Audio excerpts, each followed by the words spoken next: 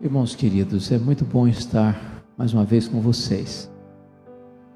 E eu convido então para que você abra sua Bíblia comigo, por favor, no segundo livro dos Reis, capítulo 20.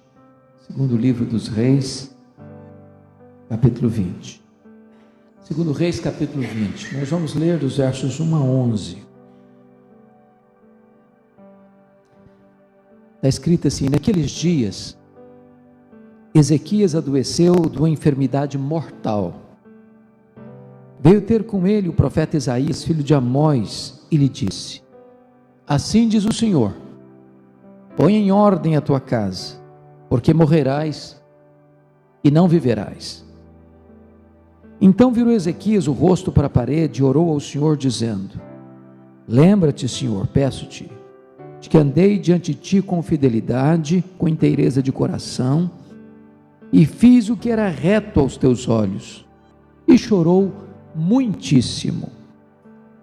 Antes que Isaías tivesse saído da parte central da cidade, veio a ele a palavra do Senhor, dizendo: volta e diz a Ezequias, príncipe do meu povo: assim diz o Senhor, o Deus de Davi teu pai, ouvi a tua oração e vi as tuas lágrimas, e eis que eu te curarei.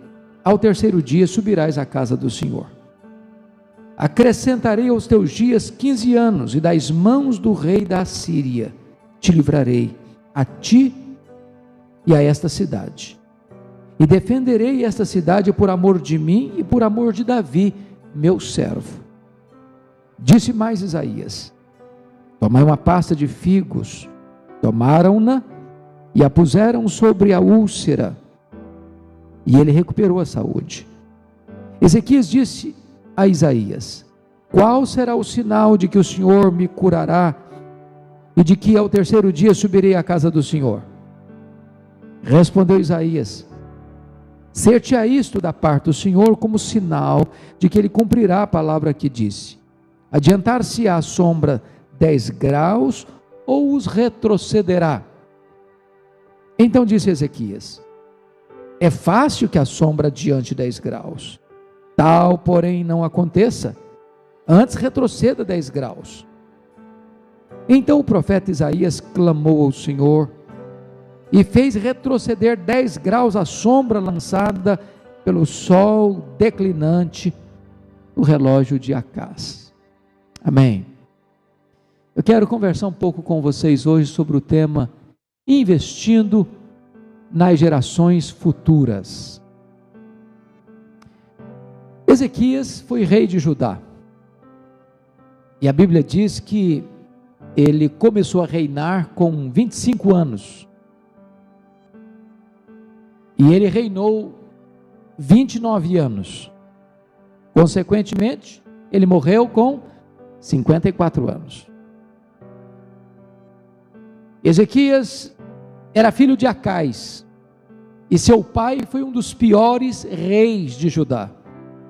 Um homem mau, um homem violento, um homem feiticeiro, um homem idólatra, um homem que perverteu a vida religiosa e moral da nação, um homem que levantou altares aos deuses pagãos, que infestou Jerusalém de ídolos, que introduziu dentro da casa de Deus coisas abomináveis, que queimou o seu próprio filho em um altar pagão. E é curioso que, apesar de ter um pai tão mau, Ezequias escolheu ser diferente. Apesar de não ter exemplo em casa, ele optou ser um homem diferente,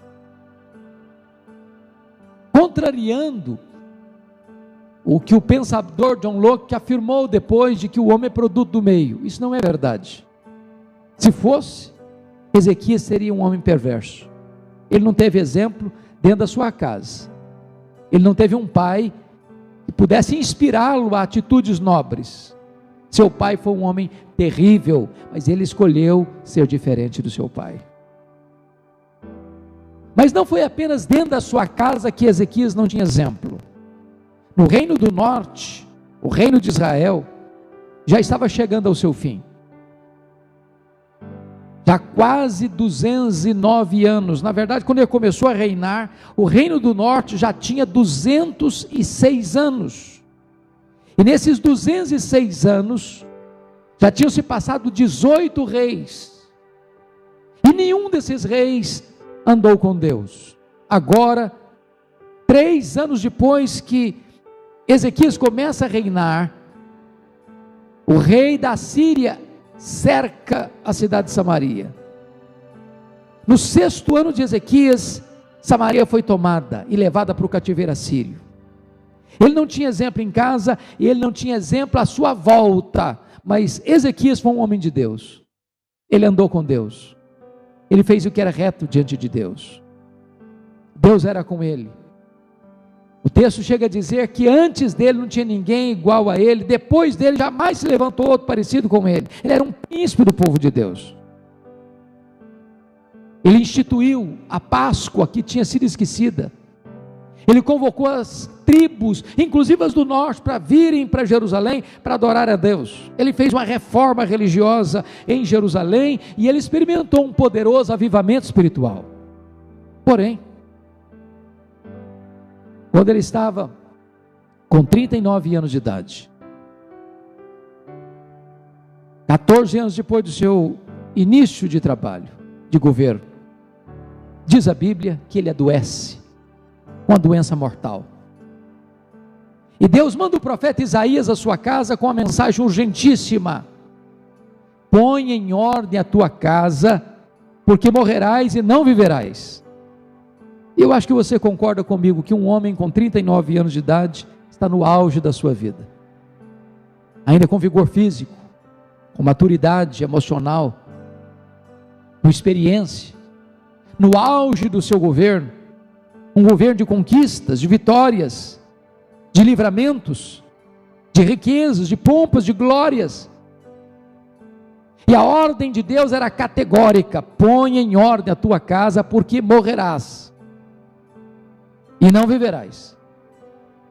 Nesse momento só resta para Ezequias uma parede. Para essa parede ele se volta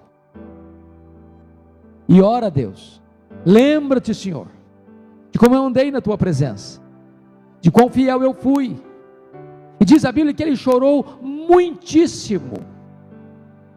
Deus respondeu a sua oração, e não apenas respondeu de forma rápida, porque o profeta mensageiro não tinha saído ainda do centro da cidade, quando Deus se dirigiu a Isaías e disse: volta lá no palácio, volta lá em Ezequias, e diz para ele que eu ouvi a sua oração, que eu vi as suas lágrimas, que eu o curarei, que eu lhe darei mais 15 anos de vida, que no 3º dia ele subirá à casa de Deus, e que ainda eu o livrarei das mãos do rei da Assíria. Então veio o profeta Isaías para dar esse segundo recado para ele, e Deus tinha escutado a sua oração, visto as suas lágrimas e atendido o seu clamor. Quando o profeta lhe dá essa mensagem, o rei diz assim: bom, já que Deus fez o milagre da cura, Deus podia me dar pelo menos então um sinal de que eu estou curado, de que no 3º dia eu subiria à casa de Deus. Aí o profeta diz: tá bom, o que você quer? Que a sombra do relógio de Acabe avance 10 graus, ou que retroceda 10 graus? E o rei pensou: caminhar para frente é o curso natural de todo relógio, mas dar marcha ré não é natural de um relógio. Já que Deus fez um milagre, é bom que faça um milagre grande. Eu quero que a sombra retroceda 10 graus. E o profeta clamou a Deus, e Deus interferiu na órbita do planeta. Deus interferiu na estrutura do universo para atender a oração de Ezequias. Mas preste atenção numa coisa: a ordem de Deus para ele foi esta: põe em ordem não a tua vida, põe em ordem a tua casa. O que significa isso? Significa que nem você nem eu estamos prontos para morrer se a nossa casa ainda não estiver em ordem. Porque Deus não está interessado apenas na sua vida, Deus está interessado também na sua família. Não morre bem quem não tem ainda a sua casa em ordem.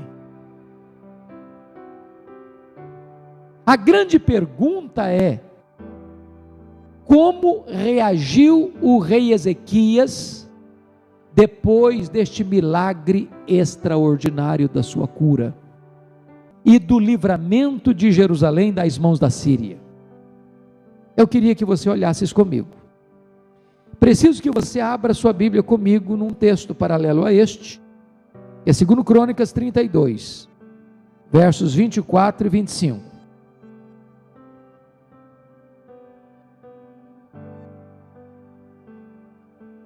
Vá comigo para lá, porque o texto é paralelo, mas embora o texto de Crônicas é um resumo, tem uma informação que aqui não tem em Reis.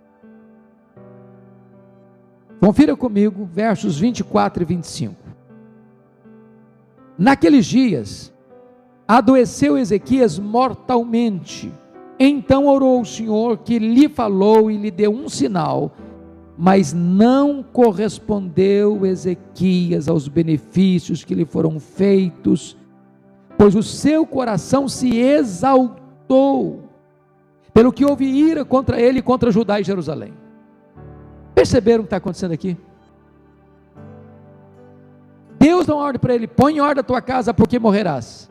Ele ora, ele chora, Deus atende, Deus cura, Deus liberta. E em vez desse homem se humilhar, ele se exalta.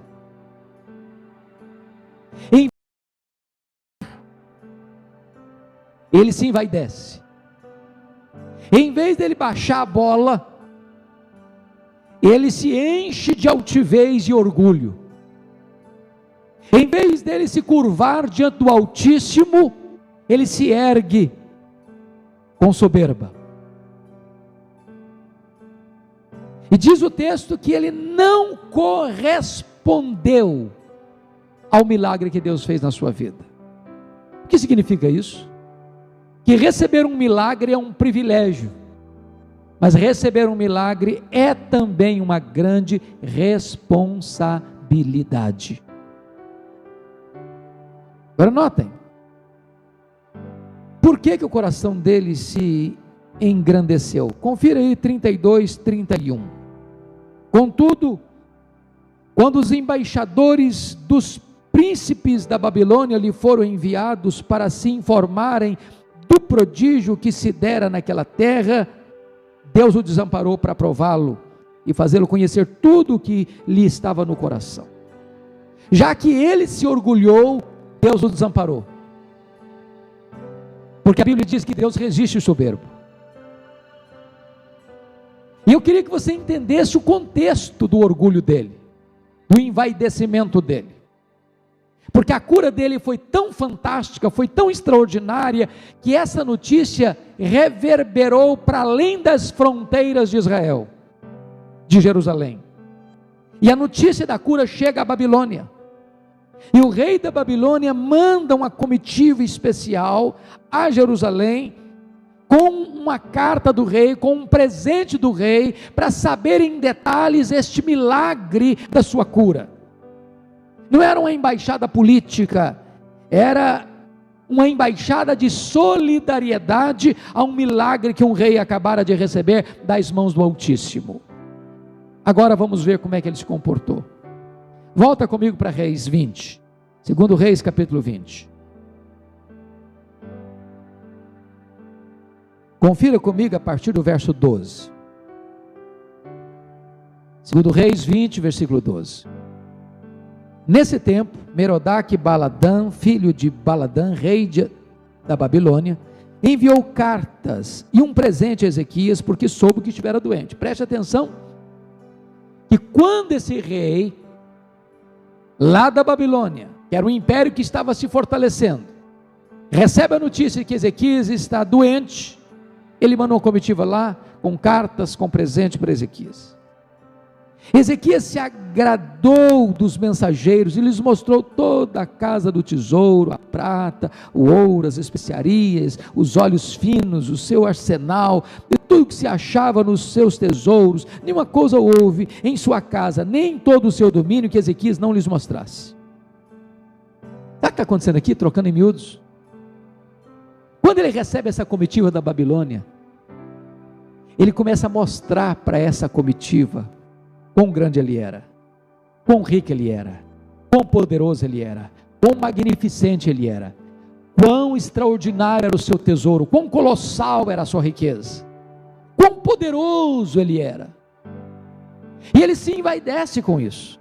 Ele mostra os seus tesouros, ele abre o seu palácio, ele abre todas as suas riquezas, ele mostra tudo para mostrar o seguinte: veja quão grande eu sou, aplaudam-me pela minha glória.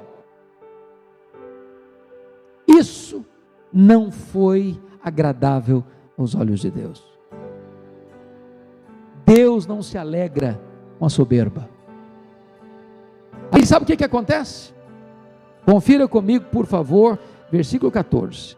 Então Isaías, o profeta, o mesmo profeta que foi mensageiro da sua cura, veio ao rei Ezequias e lhe disse: que foi que aqueles homens disseram?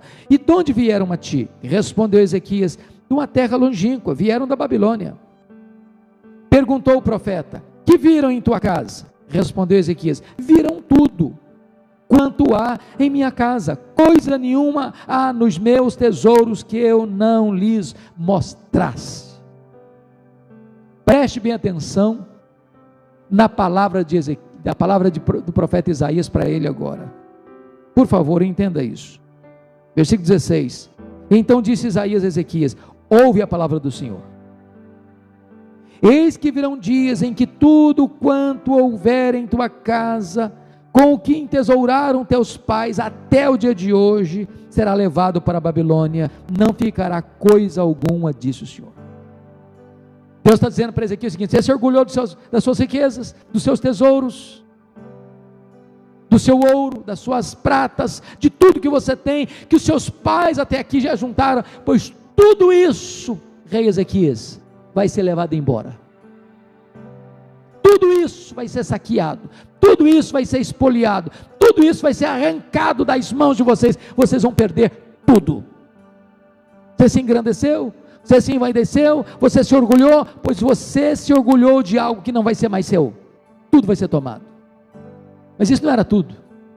Preste atenção no que mais o profeta vai dizer, versículo 18: dos teus próprios filhos que tu gerares, tomarão.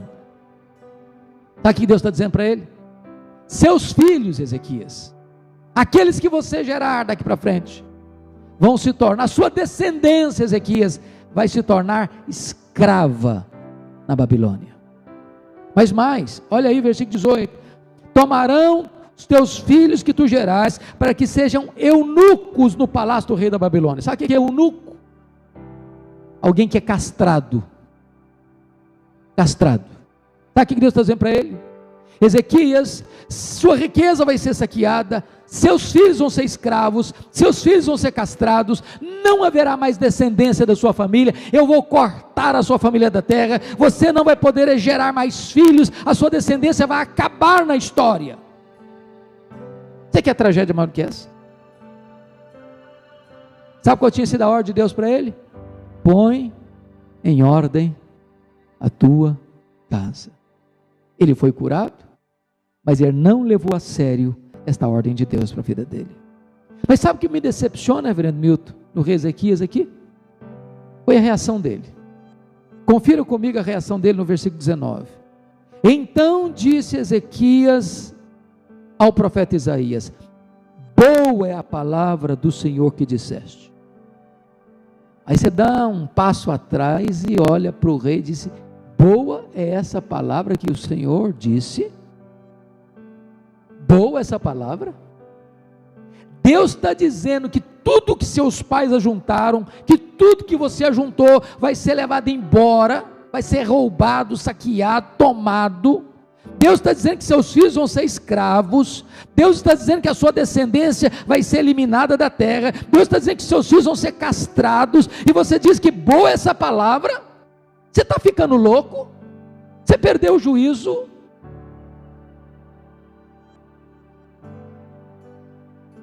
Mas por que ele diz que boa é essa palavra?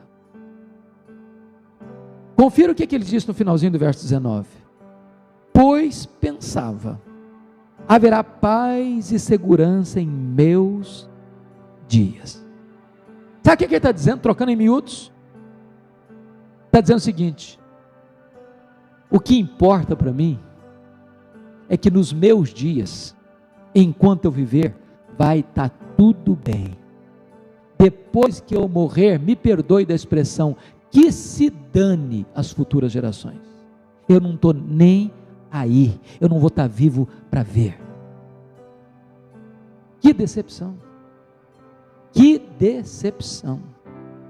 A ordem de Deus para ele era essa: põe em ordem a tua casa. E ele está dizendo: não estou nem aí com a minha casa, se depois que eu morrer a coisa vai se perder, as coisas vão se complicarem, eu não estou nem aí, o que importa para mim é que nos meus dias eu vou estar bem. Um orgulho, uma soberba absoluta.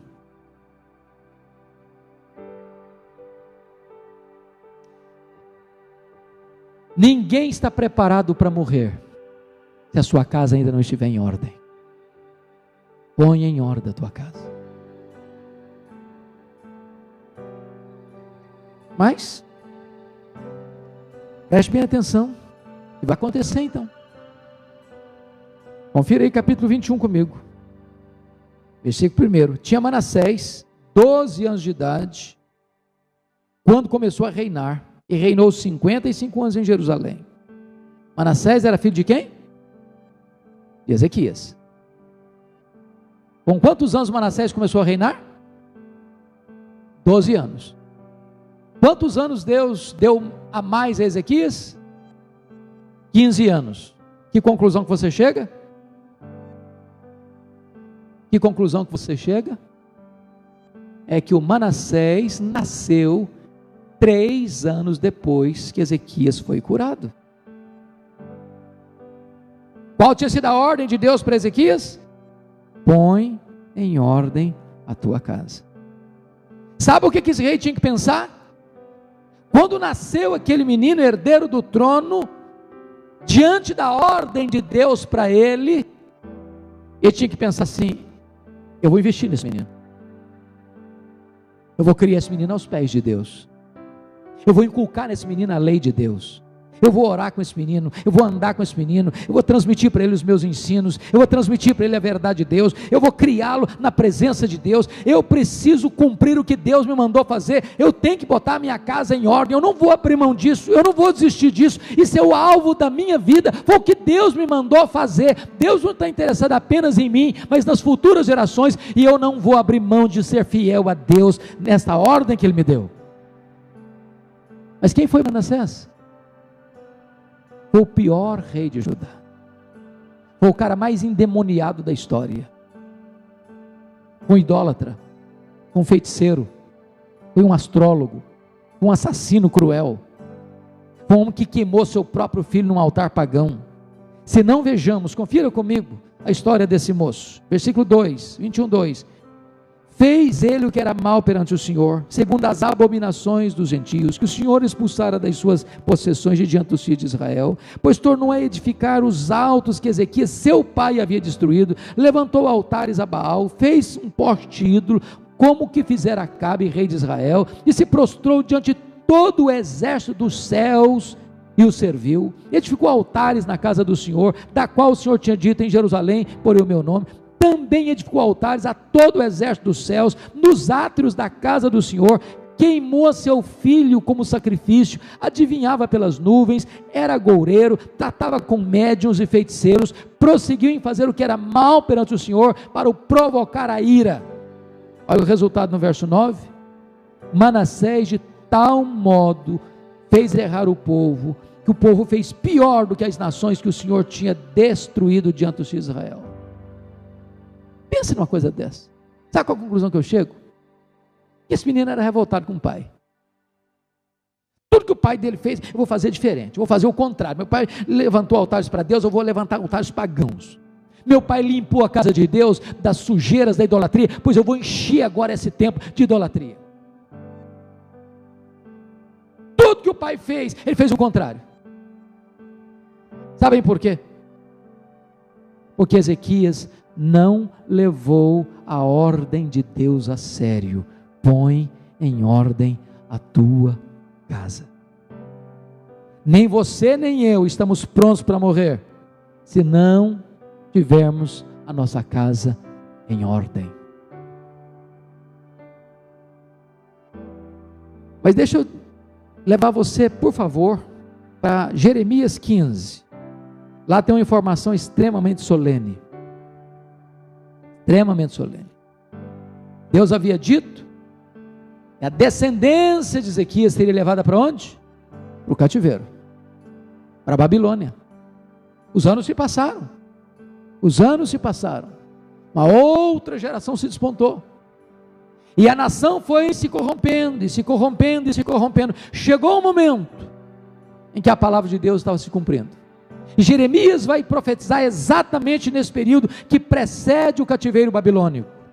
Confira aí Jeremias 15, de 1 a 4. O que está acontecendo? Disse-me, porém, o Senhor: ainda que Moisés e Samuel se pusessem diante de mim, meu coração não se inclinaria para este povo. Moisés e Samuel eram os intercessores mor da nação de Israel. Deus diz: lança esse povo diante de mim e saiam. Quando te perguntarem para onde iremos, dir-lhes-ás: assim diz o Senhor, o que é para a morte, o que é para a espada, o que é para a fome, o que é para cativeiro, porque os punirei com 4 sortes de castigos, diz o Senhor: com espada para matar, com cães para os arrastarem, com as aves dos céus e as feras do campo para os devorarem e destruírem. Agora preste atenção no verso 4, você pode ler o 4 comigo, por favor, a uma só voz? Entregá-lo eis, para que sejam um espetáculo horrendo para todos os reinos da terra, por causa de Manassés, filho de Ezequias, rei de Judá, por tudo quanto fez em Jerusalém. Que conclusão que você chega? O cativeiro babilônico teve um útero, onde ele foi gestado. E o útero onde o cativeiro babilônico foi gestado, foi a casa de Ezequias. A casa de Ezequias. Põe em ordem a tua casa. Ele não levou isso a sério.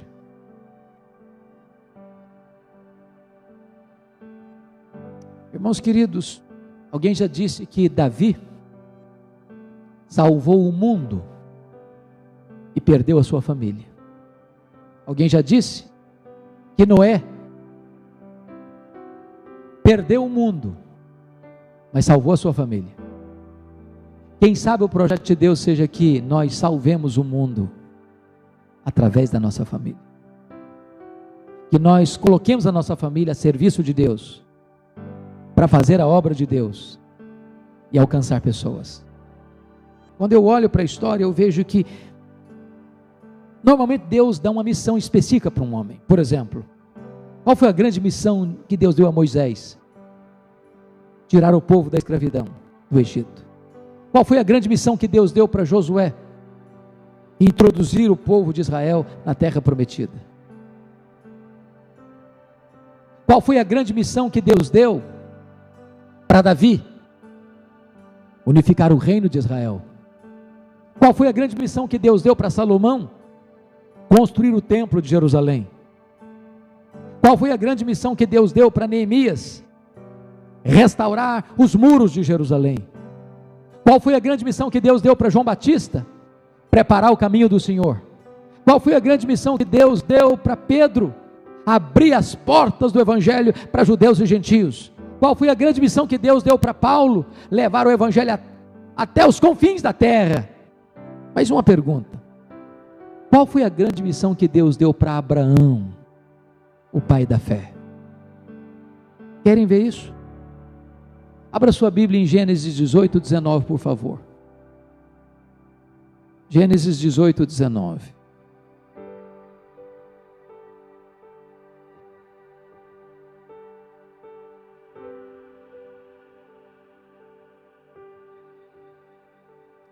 Queria que você prestasse bem atenção no que está escrito aí. Você pode ler comigo esse texto? Vamos juntos? Falando de Abraão.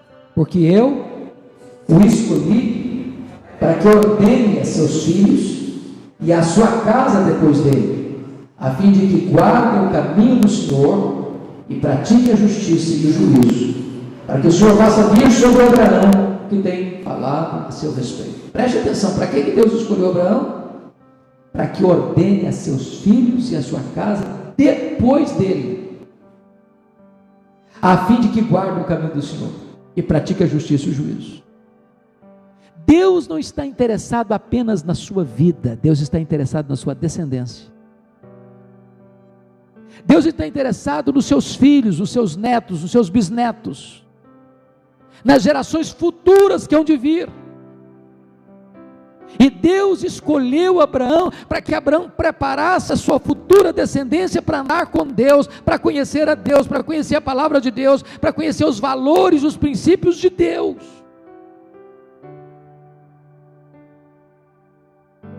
Mas eu pergunto para você, que idade tinha Abraão quando o filho da promessa nasceu? Isaac. Quantos anos ele tinha? 100 anos de idade. 100 anos de idade. Com que idade Isaac casou? Com que idade? 40 anos. Então quantos anos tinha Abraão? 140. A mulher do Isaac, a Rebeca, era estéril. Quantos anos ele orou por ela para que ela fosse curada? 20 anos. Portanto, quando Esaú e Jacó nasceram, quantos anos tinha Isaac? 60 anos. Quantos anos tem Abraão? 160. Com que idade Abraão morreu? 175. Logo, quantos anos tinham seus netos quando ele morreu? 15 anos. Para que Deus escolheu Abraão? Para que ele ordenasse a sua casa e a sua descendência futura para conhecer a Deus, amar a Deus e servir a Deus. Mas os seus netos tinham apenas 15 anos quando ele morreu. Só que Abraão entendeu uma verdade, que nele Deus suscitaria uma grande nação. Olha o que está escrito aí, 18, visto que Abraão certamente virá a ser uma grande e poderosa nação, e nele serão benditas todas as nações da terra. Mas quando ele morre, seus netos têm apenas 15 anos. Como é que ele entendeu isso? Veja comigo, Hebreus 11, 13, por favor. Hebreus 11, 13.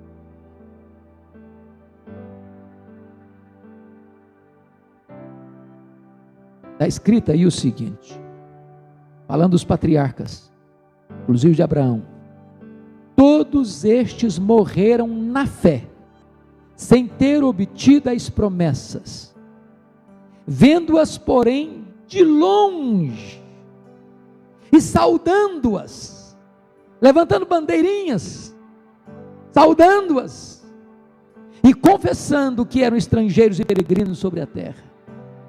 Eu acho que Abraão viu você, Milton, viu a mim, viu a você que está aqui hoje, lá num futuro distante. E nós que estamos aqui, crentes em Jesus, somos filhos de Abraão. E ele olhava essa promessa e a saudava de longe.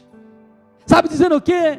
Eu tenho convicção de que minha descendência vai conhecer a Deus, vai amar a Deus, vai servir a Deus, vai ser fiel a Deus. E eu gostaria que você hoje nutrisse na alma este projeto que o seu neto, que o seu bisneto, que a sua terceira, que a sua quarta, que a sua 10ª, que a sua 20ª geração, se Jesus não voltar, você vai olhar essa promessa de longe e vai saudar, dizendo: meu Deus, eu quero que a minha casa, que a minha descendência te conheça, te ame e ande na tua presença e sirva ao Senhor Jesus. Compromisso com as futuras gerações. Compromisso com as futuras gerações. O que eu acho maravilhoso é que Deus dá uma aliança a Abraão e a sua descendência. A marca desta aliança era a circuncisão. E a circuncisão era um sinal físico colocado no órgão reprodutor masculino, para que toda vez que um homem ou uma mulher, marido e mulher, tivesse um intercurso numa relação visando a descendência, eles tinham que entender que esta geração nova precisava ter a marca da aliança, precisava ter o sinal da fidelidade com Deus. Toda criança que nascia precisava ter essa marca, entendendo o seguinte: assim como meu pai andou com Deus, eu preciso andar com Deus, e de geração em geração, essa aliança era renovada, porque o projeto de Deus não é apenas que você ande com Deus, mas que a sua descendência também ande com Deus. Queridos irmãos, pense comigo, um dos maiores líderes da história de Israel. Pense comigo em Samuel. Samuel teve 3 funções: ele foi profeta, ele foi sacerdote, ele foi juiz. Começou cedo, desde criança. Agora ele está velho, as suas cãs, está fechando a cortina do seu ministério, e agora esse homem está fazendo uma espécie de prestação de contas ao povo, até porque suas funções encampavam questões políticas, liderança política, e ele vai fazer um relatório, uma prestação de contas à nação. Confira comigo como é que foi essa prestação de contas. 1 Samuel capítulo 12, por favor, olhe comigo.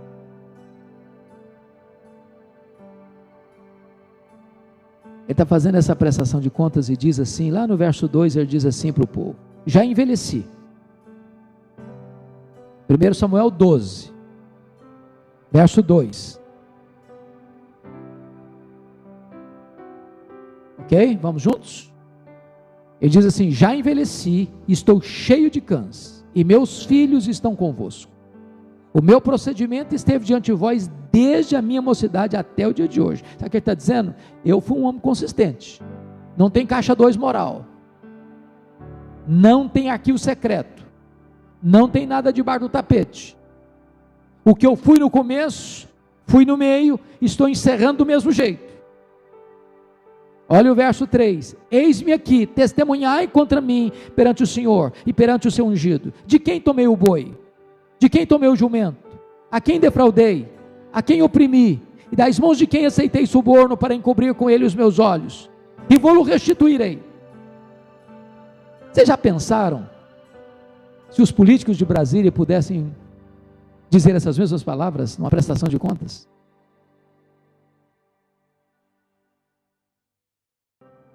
Ele está diante do povo prestando contas do seu governo. Qual foi a resposta do povo? Versículo 4: então responderam: em nada nos defraudaste, nem nos oprimiste, nem tomaste coisa alguma das mãos de ninguém. E ele lhes disse: o Senhor é testemunha contra vós outros, e o seu ungido é hoje testemunha de que nada tendes achado nas minhas mãos. E o povo confirmou: Deus é testemunha. Lisura, integridade, irrepreensibilidade. E você diz: é assim que eu quero terminar minha vida. Prestação de contas com mãos limpas.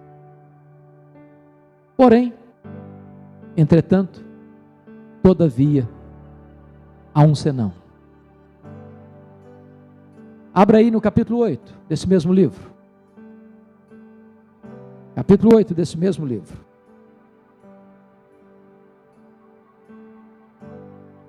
Veja comigo.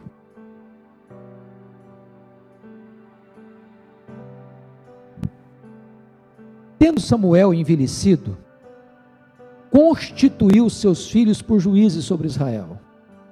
Achou algo estranho aí, não? Achou algo estranho aí? Se você ler, os juízes não eram constituídos por homens, os juízes eram chamados por Deus. Tem alguma coisa de nepotismo aqui, parece? Veja mais, versículo 2: o primogênito chamava-se Joel, e o segundo Abias, e foram juízes em Berseba. Porém seus filhos não andaram pelos caminhos dele, antes se inclinaram à avareza, e aceitaram subornos, e perverteram o direito. Agora preste atenção,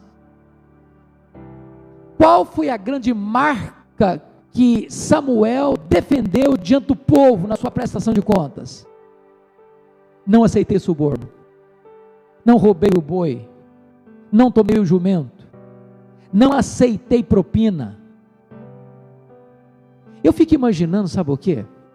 Aqueles meninos, filhos de Samuel, sabendo que o pai dele lidava com economia, com política, com administração pública, e talvez eles vivendo com determinadas privações em casa, eles pensam: puxa, eu não estou entendendo, papai, eu podia aproveitar um pouco melhor, eu podia usufruir um pouco mais, eu podia pegar pelo menos alguma coisa. Não é possível a gente ficar vivendo essa magrela aqui, todo mundo vivendo um vidão lá fora, e o papai não aproveita nada. O dia que a gente assumir esse negócio, nós vamos fazer diferente, nós vamos aproveitar. Agora preste atenção que no capítulo 12, é Samuel quem está prestando um relatório da sua vida. Aqui no capítulo 8, é o povo que está indo a Samuel para cobrar dele. Agora olha o que o povo vai dizer para ele. Confira aí, versículo de número 4. Então os anciãos todos, não a metade, não a maioria, os anciãos todos de Israel se congregaram e vieram a Samuel a Ramá, e lhe disseram: vê, já estás velho, e teus filhos não andam pelos teus caminhos, constitui-nos pois agora um rei sobre nós, para que nos governe como tem todas as nações. Nota de rodapé agora. Sabe o que estão dizendo para Samuel? Trocando em miúdos, é mais ou menos o seguinte: ô Samuel, você está velho, cara, você está com o pé na cova, você está com o pé na cova, você foi um cara sério, se você vivesse mais 50 anos, Samuel, nós estávamos fechados com você, você é um cara confiável, mas seus filhos são outra coisa, com seus filhos a gente não fecha, com eles não dá. Então Samuel, faz o seguinte, meu filho, você providencia para nós um rei, não dá para trabalhar com seus filhos. Sabe onde a monarquia em Israel foi gestada? Qual foi o útero onde foi gestado a monarquia em Israel? Na casa do profeta Samuel. Porque ele andou com Deus, mas seus filhos não andaram. Porque ele cuidou das coisas de Deus, mas ele não pôs em ordem a sua casa. Agora eu não estou fazendo isso para você, para botar uma tonelada de culpa na sua cabeça, não. Eu tremo os joelhos quando eu li esse texto. Sabe por que eu tremo os joelhos? Que eu fico pensando: meu Deus, se um homem da estirpe de Ezequias, se um homem do jaez de Samuel lidaram com problemas, e eu, Senhor, tem misericórdia de mim, tem misericórdia de mim. A ordem de Deus é: põe em ordem a tua casa. Irmãos, nós precisamos nos envolver seriamente como família e como igreja com as futuras.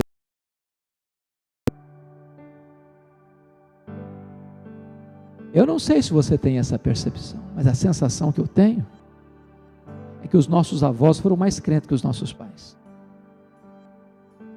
É que os nossos pais foram ou são mais crentes do que nós.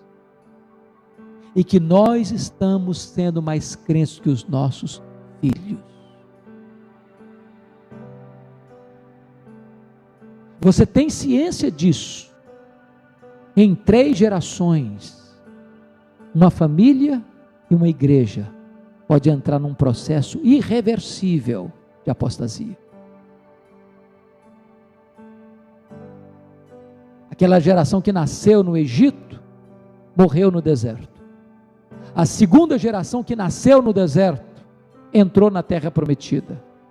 A terceira geração que nasceu na terra prometida, diz o texto, não conhecia Deus mais.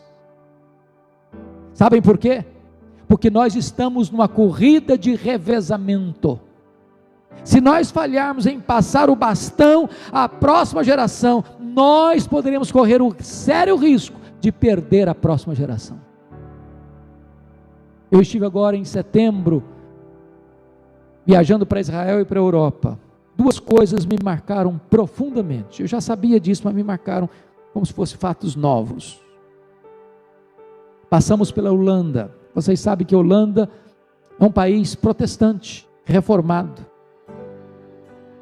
calvinista. E a pessoa que estava nos conduzindo disse o seguinte para nós: até 1960, a Holanda era um país protestante que frequentava a igreja. De 1960 para cá, os templos protestantes estão erguidos, mas o povo não vai mais para a igreja. A igreja da Holanda se perdeu numa única geração. Uma única geração. Dentre as muitas razões, uma me chamou a atenção. Vocês sabem que de todos os países da Europa, nenhum deles foi mais atingido na Segunda Guerra Mundial pelo massacre dos nazistas do que a Holanda. Um dos maiores índices de massacre de judeus e cristãos de toda a Europa foi na Holanda. E uma das coisas que chocou profundamente os crentes holandeses foi isso. Os invasores que massacravam, que prendiam, que empurravam multidões para dentro dos comboios de trem como se fossem gado, levando-os para os campos de concentração, para as câmaras de gás.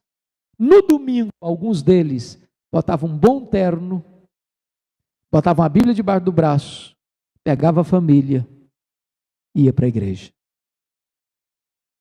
E as pessoas olhavam e diziam: é isso aí? É isso aí que é cristianismo? Nós não queremos isso para a nossa vida. Saímos da Holanda e fomos para a Escócia. Vocês sabem que a Escócia é o berço do presbiterianismo. O pai do presbiterianismo, John Knox, era escocês. Aí você chega em Edimburgo, capital da Escócia. E na praça principal de Edimburgo, a igreja principal da praça, essa é a do John Knox, é a outra, que fica na praça da Fortaleza. A Fortaleza. Lá dentro tem um bar.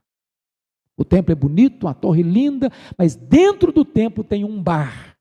Não é igreja mais, é um bar.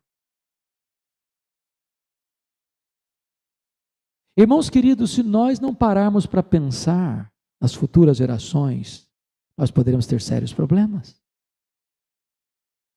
Aqui no Brasil, eu tenho visto cenas preocupantes demais. Há poucos dias um presbítero, aqui na cidadezinha próxima nossa de Campinas, onde nós, Milton e eu trabalhamos, na LPC, um presbítero se aproxima de mim e disse: pastor, todo sábado eu preciso buscar minha filha de 15 anos na boate, 3 horas da manhã.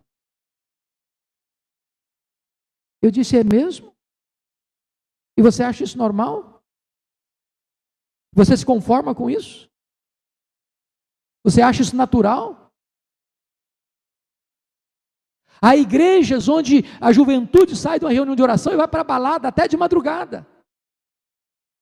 E você diz: meu Deus, como é que será a tua igreja quando esta geração, que hoje não tem compromisso com o Evangelho, assumir a liderança da igreja? Para onde a igreja vai caminhará? Para onde a igreja irá?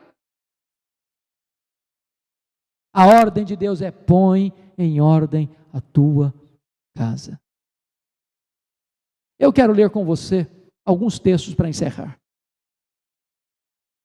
Eu queria que você abrisse comigo a Bíblia, e eu sei que você conhece todos esses textos, e eu tenho certeza que nem eu, nem reverendo Milton temos a pretensão de ensinar para você coisas inéditas. Apenas relembrar para você o que você já sabe. Mas então abra lá comigo em Deuteronômio capítulo 6. Deuteronômio capítulo 6. Versículos 4 a 9. Está escrito assim. Deuteronômio 6, 4 a 9. Ouve, Israel, o Senhor nosso Deus é o único Senhor. Amarás, pois, o Senhor teu Deus de todo o teu coração, de toda a tua alma, de toda a tua força. Essas palavras que hoje te ordeno estarão no teu coração. E tu as inculcarás a teus filhos, e delas falarás, assentado em tua casa, andando pelo caminho, ao deitar-te, ao levantar-te. Também as atarás como sinal na tua mão, e te serão por frontal entre os olhos, e escreverás nos umbrais de tua casa e nas tuas portas. Primeiro, você tem que amar a Deus. Segundo, a palavra de Deus tem que estar no seu coração. Só então você vai inculcar nos seus filhos estas mesmas verdades. O pai que diz: filho, você tem que ir para a igreja, mas o pai não vai. Filho, você tem que ser aluno da escola dominical, mas o pai não é. Filho, você tem que ir para a vigília de oração da igreja, mas ele nunca vai. Filho, você tem que orar mais, mas o filho nunca vê o pai orando. Filho, você tem que ser fiel a Deus, mas o filho não vê o pai sendo dizimista fiel. Ele diz: meu pai só manda, só fala, mas ele não vive o que fala. Aí o ensino fica ineficaz. Essas palavras têm que estar no teu coração. É necessário que nós assumamos um compromisso solene com Deus e passarmos o bastão para a próxima geração. Segundo texto que eu quero ler com você, abra aí, por favor, Isaías, ou melhor, Salmo 44, versículo 1. Salmo 44, versículo 1.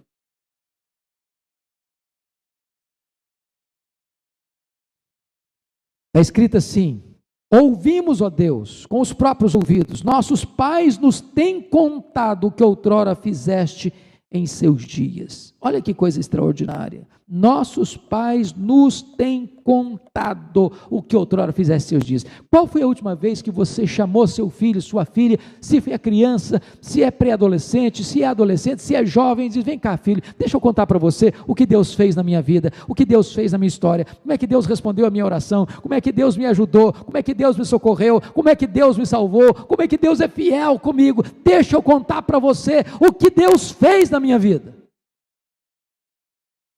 Deixa eu dizer uma coisa para você: a nossa geração hoje se preocupa, e não estou dizendo que é errado preocupar, é legítimo e é certo fazê-lo. A gente dá uma boa educação para os nossos filhos, a gente dá as melhores roupas para os nossos filhos, a gente dá um melhor conforto para os nossos filhos, mas muito mais do que ter um filho bem sucedido na escola, na faculdade, no emprego, na profissão, é levarmos os nossos filhos aos pés do Senhor.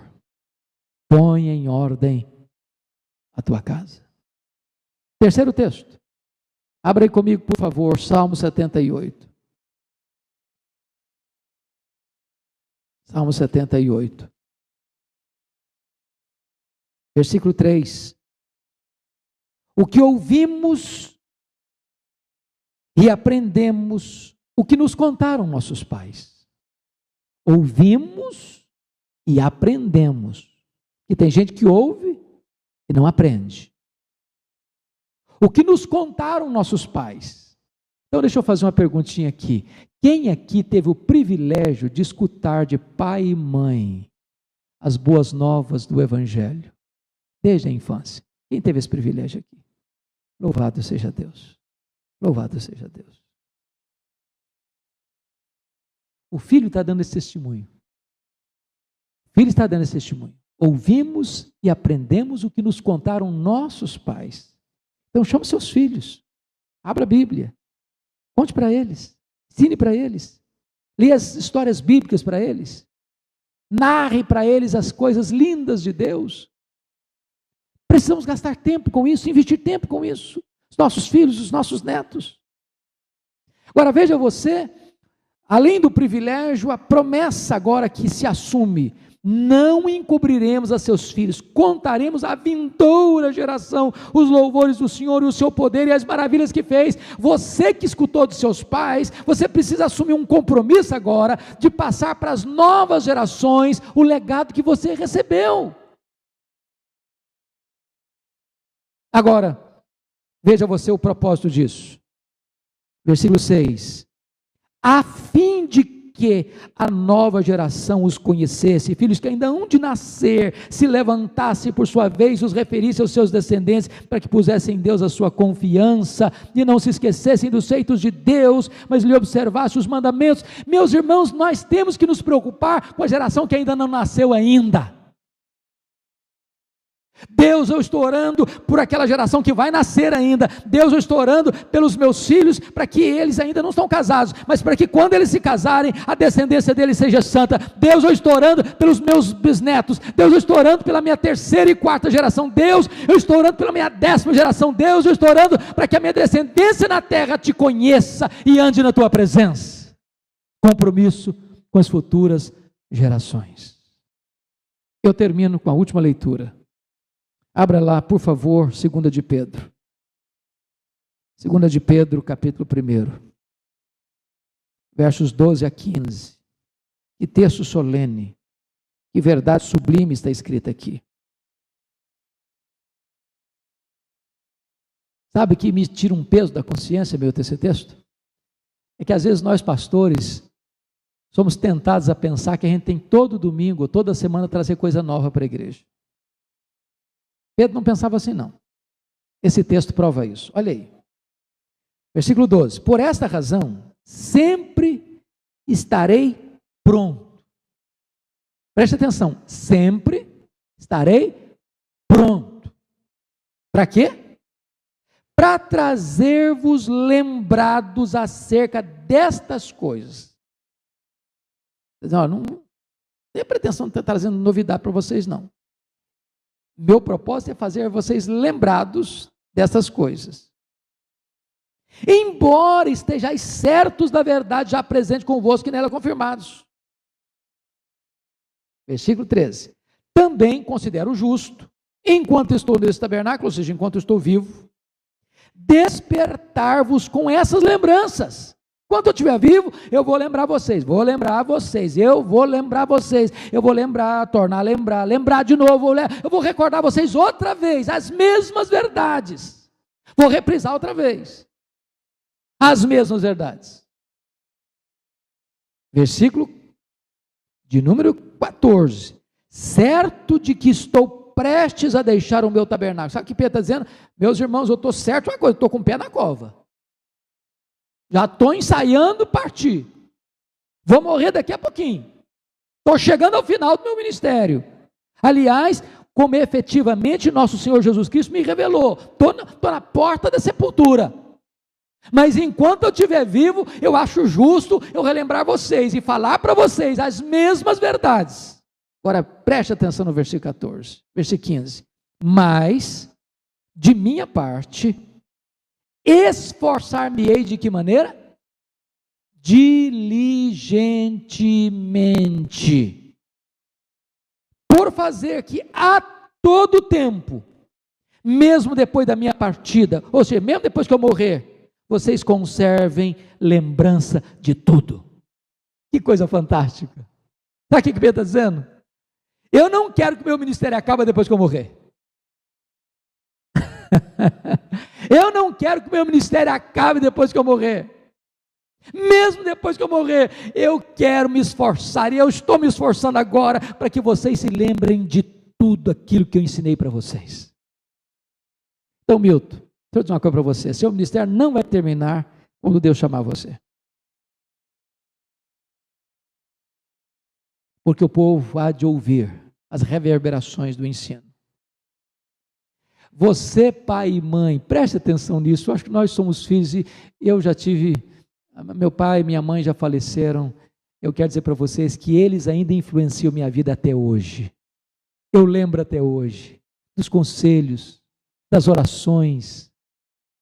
Sabe o que o Pedro está dizendo? É o seguinte: se esforce diligentemente enquanto você está vivo, para ensinar, para passar as mensagens, para viver o Evangelho, para impactar o coração dos seus filhos, dos seus netos, das suas futuras gerações, para que quando você partir, mesmo depois de você partir, essa vida, esse ensino, essa mensagem vai continuar impactando, vai continuar reverberando, vai continuar influenciando a vida deles por gerações futuras. Não abra mão de pôr em ordem a sua casa. Porque o projeto de Deus não passa só por você. O projeto de Deus passa pela sua família. Crê no Senhor Jesus, será salvo, tu e a tua casa. O projeto de Deus é para você e é para as futuras gerações. Isso tem a ver com você? Isso toca o seu coração? Isso mexe com você? Isso impacta o seu coração? Meu desejo é que Deus nos desperte nesta noite. Quem sabe nós renovemos nesta noite a nossa aliança com Deus e pôr em ordem a nossa casa. Que Ele nos ajude. Amém.